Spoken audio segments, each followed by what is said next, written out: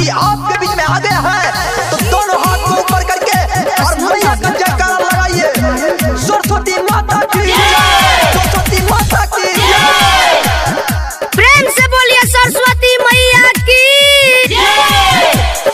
माई के विदाई में जय अंगूरी उठाई, कटा जाई सरवा अब की भाषण में जान से जाई।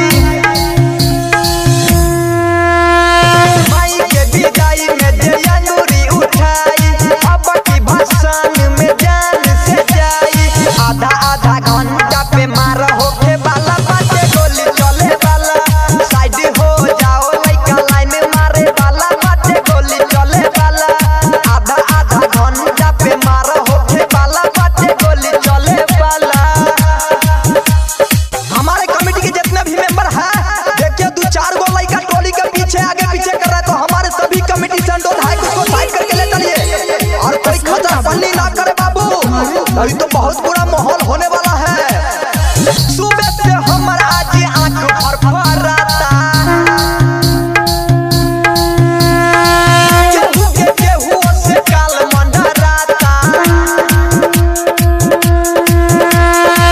सुबह से आज हमारा आंख फरफराता, केहू से काल मंडराता। पानी रंगदार नहीं केहू डरे वाला बाटे गोली चले वाला।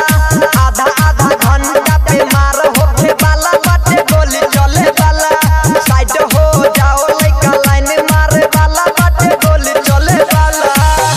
अरे काहे जनरेटर बंद हुआ है?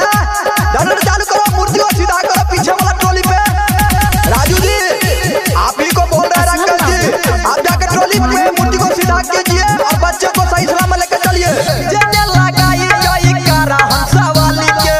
जी हमारे जितने भी कमेटी कर है, माय बहन को साइड से लेकर चलिए। पुराना बबुआ चलाई दुनाली के।